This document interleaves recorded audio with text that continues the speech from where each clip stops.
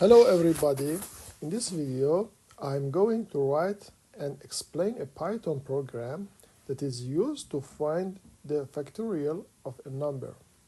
This program allows the user to enter a number, calculates its factorial, and then asks whether the user wants to continue or stop. So let's get started.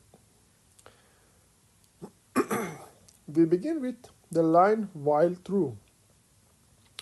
This line creates an infinite loop, which means the program will keep running again and again. The program will only stop when we use the break statement later.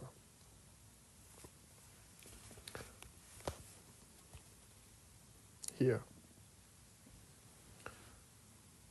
In the next line, we write factorial equals to 1, which means number 1 goes to the factorial variable. Here we create a variable called factorial and assign it the value 1. This is important because factorial calculations are based on multiplication, and starting with 1 allows the calculation to work correctly.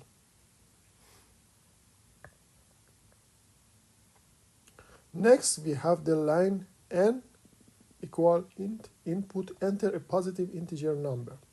In this line, we ask the user to enter a number using the input function. The input function always returns a string, so we must convert it into an integer using the int function.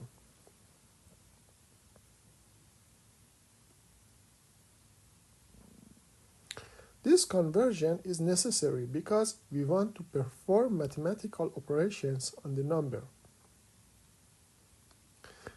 After that, we check if the entered number by the user is negative using if n is less than 0. Factorials are not defined for negative numbers, as you know. So if the user enters a negative value, the program prints an error message asking the user to enter a positive number, as you can see here. So you can write anything else as you like. Then we move to the next condition, else if n is more than 0 or n is positive. This block runs only if the user enters a positive number. Inside this block, we calculate the factorial. To do that, we use a for loop, for I in range 1 to n. So in for loop, if you input 1 to n, it executes from 1 to n minus 1. So we must add 1 to the for loop, then we make sure that it works till number n. This loop starts from 1 and continues up to the number entered by the user. The variable I takes over one value at a time in this range. Inside the loop, we write factorial equals to I multiply by factorial. In this line, we multiply the current value of factorial by I and store the result back in factorial. This process repeats until the loop finishes, and at the end, we get the factorial of the number. After the loop, we display the result using print the factorial of n is factorial. The correct format of printing the output is like this. So you might write this line in another way that it might be also correct, but I have written one of those correct ways. This line prints the final factorial value in a clear and readable format. Next, we handle a special case using else if n equals to 0. If the user enters 0, the program prints the factorial of 0 is 1. This is because, by definition, the factorial of 0 is always equal to 1.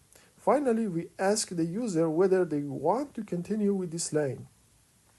If int input do you want to continue, press 1 for yes and press 0 for no.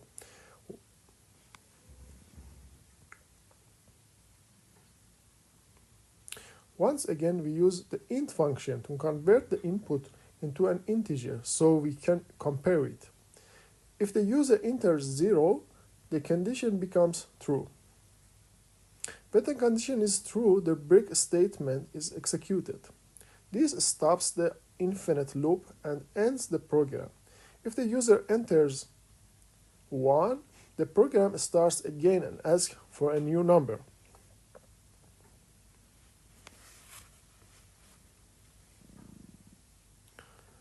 So let's run this code by pressing F5 on my computer. So this is how we can write a simple Python program. Let's check if this code works. We give the program some random numbers. As you can see, this code works as it should.